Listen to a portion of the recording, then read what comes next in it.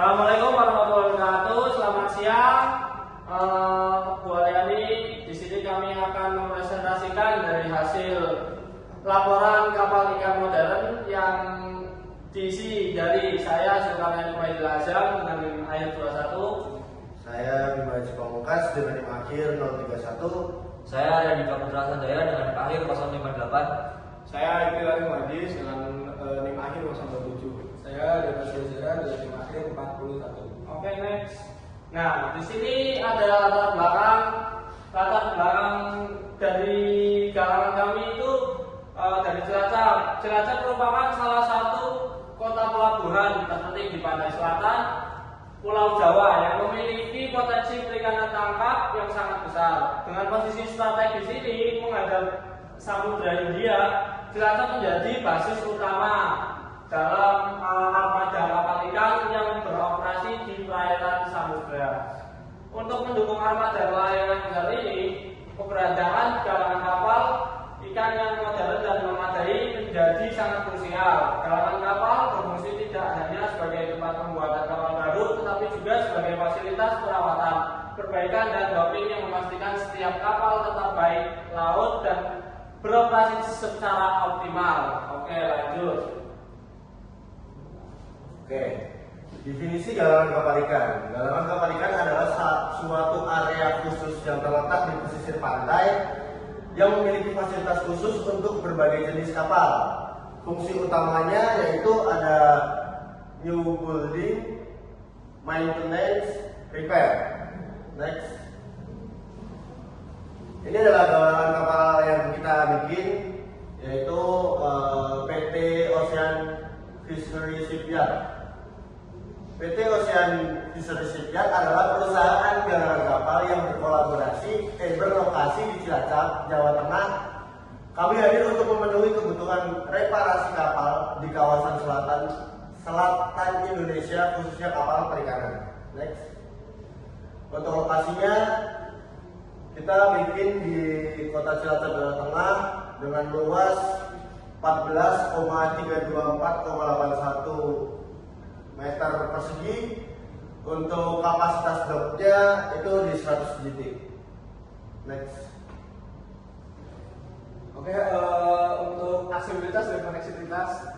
Aksibilitas satu, aksibilitas laut, kondisi topografi yang relatif landai, serta jalur perairan yang cukup untuk mendukung sistem peluncuran kapal atau slipway. Yang kedua ada aksibilitas darat, yang baik terhadap jaringan jalan utama, transportasi material dan peralatan. Dan untuk yang koneksibilitas, satu koneksibilitas jasa pendukung, yaitu kedekatan lokasi dengan pelabuhan perikanan aktif di wilayah Cilacap memberikan keuntungan logistik baik dalam distribusi material maupun mobilisasi kapal. Yang kedua ada fasilitas dalam kita. Yang pertama ada area slipway, 2 unit, terus ada bengkel konstruksi atau fabrikasi, terus ada bengkel mesin, bengkel listrik, bengkel pipa dan fitting, area perakitan atau assembly area, gudang material, gudang alat dan spare part, area material outdoor, terus ada area sandblas dan pengecatan, terus kita ada TPS limbah dan rival, cold storage, S-plan, workshop alat tangkap, dan 15 fuel station nelayan.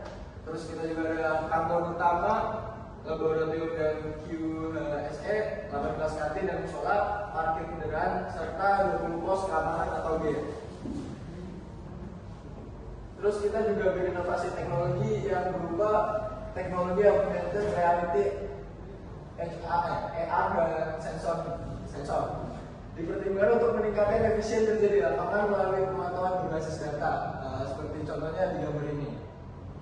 Terus yang kedua kita ada inovasi mesin cutting dan welding semi otomatis, digunakan dalam proses fabrikasi untuk menjamin kualitas pengemasan dan ketepatan pemotongan plat baju maritim. Ini merupakan contoh inovasi kita dalam bentuk gambarnya. Kita ada mesin cutting semi otomatis dan mesin welding semi otomatis. Ya.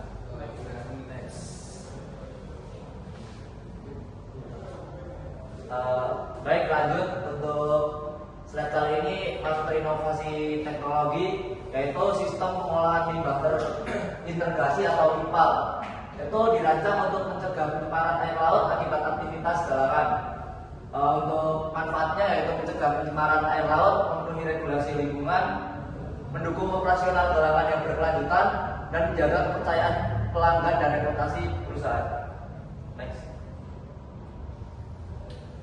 Baik, lanjut untuk rencana anggaran biaya. Di sini untuk rencana anggaran biaya atau RAB, kita masuk ke asumsi dasar yaitu di luas lahan di 14.700 meter persegi dan kapasitas 10 sampai 100 GT. Lokasi untuk lokasi di Cilacap dan standar harga industri 2025 sampai 2026.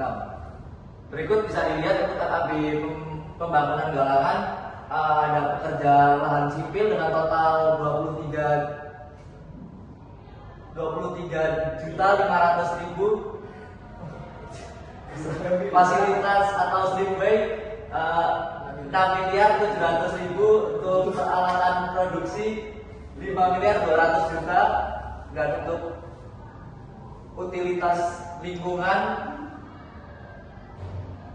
yaitu 4.500.000 dan untuk 500 juta, dan SDM dan operasional awal yaitu 3 miliar dan total investasi 47.200.000.000. Dan analisis singkat kelayakan kurang lebih yaitu 6 tahun. Untuk return on investment kurang lebih 12% sampai 18%, dan potensi profitnya meningkat seiring permintaan kapal.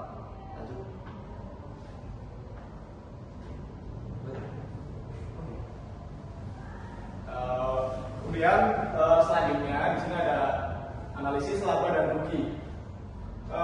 Untuk asumsi dari kelompok kami ya, hasil perhitungan skenario konservatif menunjukkan proyek masih layak dengan IRR 14% dan waktu balik modal kurang lebih 6 tahun. Sedangkan skenario optimis jauh lebih menguntungkan dengan IRR 21% dan balik modal kurang lebih 4 tahun. Bisa dilihat di sini untuk daya operasional tahunan. Untuk parameternya yaitu total investasi dalam bersih tahunan setelah pajak 20%, kemudian ada perkiraan waktu balik modal, kemudian internal rate of return, kemudian net present value. Dari masing-masing tersebut kita mempunyai skenario konservatif dan skenario optimis. Untuk skenario konservatifnya kurang lebih 24 miliar, kemudian untuk skenario optimisnya kurang lebih 71 miliar. Kemudian di biaya memelihara tahunan, yang pertama itu total investasi. Untuk skenario konservatifnya 180 miliar, kemudian untuk skenario optimis 159 miliar. Kemudian untuk laba bersih tahunan setelah pajak kurang lebih ke 20%. Skenario konservatifnya 28 miliar, kemudian untuk skenario optimisnya 42 miliar. Kemudian untuk perkiraan waktu balik modal atau payback period sekitar 6,4 tahun untuk konservatif, kemudian 3,8 tahun untuk skenario optimisnya. Kemudian internal rate of return atau IRR untuk konservatifnya itu 14%.